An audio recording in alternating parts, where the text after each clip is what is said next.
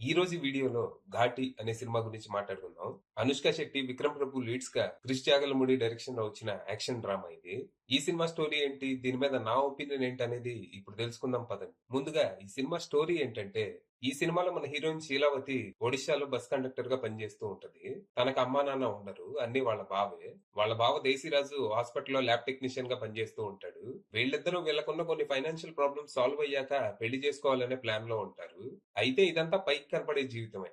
ఈ ordinary life వెనక ఓ secret criminal life కూడా దాగుంటది. కొన్నేళ్ల క్రితం వీళ్ళు ఎవరికీ తెలియకుండా ఓ ల్యాబ్ ఏర్పాటు చేసుకుని లిక్విడ్ గాంజా తయారు చేసి డిస్ట్రిబ్యూట్ చేస్తూ కోట్లు సంపాదిస్తూ ఉంటారు. ఇక ఆల్రెడీ గాంజా బిజినెస్ లో కింగ్ పిన్లుగా ఉన్న అన్నదమ్ములు కష్టల నాయుడు, కొండల నాయుడు తమకి తెలియకుండా తమ ఏరియాలో ఎవరో ఇదే బిజినెస్ చేస్తున్నారని తెలిసి వీళ్ళ కోసం వేట మొదలు పెడతారు. అనుమానం ఉన్న వాళ్ళందరినీ మొహమాటం లేకుండా చంపడం మొదలు పెడతారు. వీళ్ళకి తోడుగా మనోల్ని పట్టుకోవడానికి పోలీసులు కూడా రంగంలోకి దిగి వెతుకుతూ ఉంటారు. మరి తర్వాత ఏం జరిగింది? అసలు ఈ శీలావతి దేశిరాజు ఎవరు? పైకి నార్మల్ లైఫ్ లీడ్ చేస్తూ సీక్రెట్ గా ఈ బిజినెస్ ఎందుకు రన్ చేస్తున్నారు? ఇందులో వచ్చే డబ్బుని ఏం చేస్తున్నారు? అసలు వీళ్ళ కథ ఏంటి? ఇంతకీ ఈ బిజినెస్ లో ఈ ఘాటీలు పోషించే పాత్ర ఏంటి? అసలు వీళ్ళ కథ ఏంటి? చివరికి ఈ నాయుడు బ్రదర్స్ ఎంట్రీతో మన శీలావతి దేశిరాజుల జీవితం ఎలాంటి మలుపులు తిరిగింది అనేది మీరు సినిమా చూసి తెలుసుకోవాలి. ఇక ఈ సినిమా నాకు అస్సలు నచ్చలేదు. క్రిష్ జాగలమూడి డైరెక్షన్ లో వచ్చిన ఓ మూవీ నన్ను ఎంతగా డిసప్పాయింట్ చేయటం ఇదే మొదటిసారి. Story, screen play, dialogues, direction, ఆఖరికి పర్ఫార్మెన్స్లతో సహా అన్ని అండర్వెల్మింగ్ గా అనిపించాయి.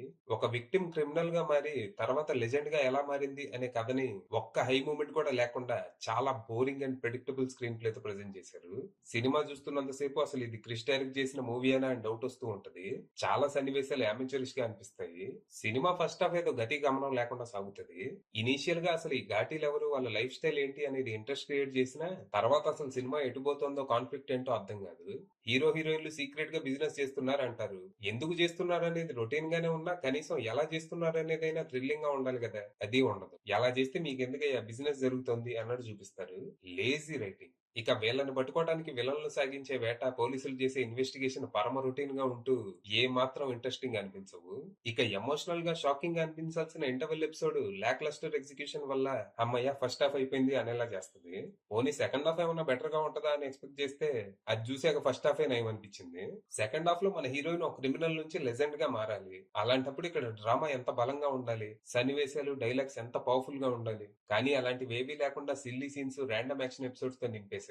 సెకండ్ హాఫ్ లో ఒక సీన్ ఉంటది. మన హీరోయిన్ ఆ ఘాటీల దగ్గరికి వచ్చి సే నో టు గంజాయి స్మగ్లింగ్ చేయొద్దు అని క్లాసులు తీసుకోవడం మొదలు పెడుతుంది. అప్పుడు మధ్యలో ఒకడు లేచి, ఎల్లవమ్మా నువ్వు చేసిన అన్నాళ్ళు చేసి ఎంజాయ్ చేసావు, నీ సరదా తీరిపోగానే వచ్చి మా క్లాసులు పీకుతున్నావా, బయలుదేరా అంటాడు. మనము ఎగ్జాక్ట్ గా అదే ఫీల్ అవుతాం. ఎందుకంటే దర్శకుడు తన క్రిమినల్ నుంచి లెజెండ్ గా మారే ప్రోగ్రెస్ ని అంత అన్ఇన్స్పైరింగ్ గా ప్రెజెంట్ చేస్తారు. ఇక పర్ఫార్మెన్స్ విషయానికి వస్తే శీలావతిగా అనుష్క శెట్టి జస్ట్ ఓకే. అది కూడా ఫస్ట్ హాఫ్ వరకే. సెకండ్ హాఫ్ అంతా మోస్ట్లీ తనకి సింగిల్ ఎక్స్ప్రెషన్ ఉంటుంది. ఇక యాక్షన్ ఎపిసోడ్స్ లో బానే కష్టపడింది అటు ఇటు కదలటానికి. మరి ఇంట్రెస్ట్ లేదో బద్దకమో నాకైతే అర్థం కాలేదు. బద్దకం అని అయితే నేను అనుకోవట్లేదు, because we all know what she's capable of. ఇక దేశీరాజ్ గా తెలుగులో డెబ్యూ ఇచ్చిన విక్రమ్ ప్రభు పర్లేదు అనిపించాడు. సినిమా మొత్తంలో తన ఒక్కడే ఎంతో కొంత ఎఫర్ట్ పెట్టినట్టు అనిపించింది. ఇక కొండల నాయుడుగా చైతన్ రావు బాగా ఇరిటేట్ చేశాడు. సినిమా అంతా అరుతా ఉంటాడు. దర్శకుడు తనకి ఓ 4-5 సార్లు ఏ అరుపు బాగుంటే అది పెడదామని చెప్పి అన్ని పెట్టేసినట్టు ఉన్నాడు. ఇక కోస్టల్ నాయుడు గారు, రవీంద్ర విజయ్ కంప్లీట్లీ వేస్టెడ్. ఇక జగపతి బాబు గారు, జిషన్ గుప్తా, విటివి గణేష్, హరిసా బొన్సే తదితరులంతా సినిమాలో ఎందుకున్నారో వాళ్ళకే తెలియాలి. ఇక టెక్నికాలిటీస్ విషయానికి వస్తే మనోజ్ రెడ్డి అందించిన సినిమాటోగ్రఫీ చాలా బాగుండింది. వెస్టర్న్ ఘాట్స్ విజువల్స్ అన్ని భలే అనిపిస్తాయి. ఇక ప్రొడక్షన్ వాల్యూస్ పర్లేదు అనిపించగా, విద్యాసాగర్ అందించిన పాటలు అట్టట్ట, బ్యాక్గ్రౌండ్ స్కోర్ పర్లేదు అనిపించేలా ఉన్నాయి. ఇక ఎడిటింగ్ అండ్ విఎఫ్ఎక్స్ మాత్రం చాలా నాసి రకంగా ఉన్నాయి. ముఖ్యంగా విఎఫ్ఎక్స్ ఏందో మరి. ఆఫ్టర్ ఎఫెక్ట్స్ లో బేసిక్ నాలెడ్జ్ ఉన్నోడిని తీసుకొచ్చి ఏదో ట్రై చేయని చేయించుకున్నట్టుంది. ఇక దర్శకుడు కృషి జాగలముడి విషయానికి వస్తే ఆయన పనితనం పూర్తిగా నిరాశపరిచింది. ఆయన నుంచి ఇంత అవుట్ డేటెడ్ డైరెక్షన్ నేనైతే అస్సలు ఎక్స్పెక్ట్ చేయలేదు. మామూలుగా తన సినిమాలో డైలాగ్స్ చాలా కాలం గుర్తుపెట్టుకునేలా పవర్ఫుల్ గా, మీనింగ్ఫుల్ గా ఉంటాయి. కానీ ఇందులో అలాంటి ఒక్క డైలాగ్ కూడా లేదు. Highly disappointed. ఫైనల్ గా చెప్పేది ఏంటంటే, నేను క్రిష్ కి పెద్ద ఫ్యాన్ ని. సో హై ఎక్స్పెక్టేషన్స్ తో ఈ సినిమాకి వెళ్ళా. మేబీ అందుకే ఇంతలా డిసప్పాయింట్ అయ్యానేమో. ఒకవేళ మీరు వెళ్ళాలనుకుంటే జీరో ఎక్స్పెక్టేషన్స్ తో వెళ్ళండి. మేబీ పర్లేదు అనిపించవచ్చేమో. అది విషయం.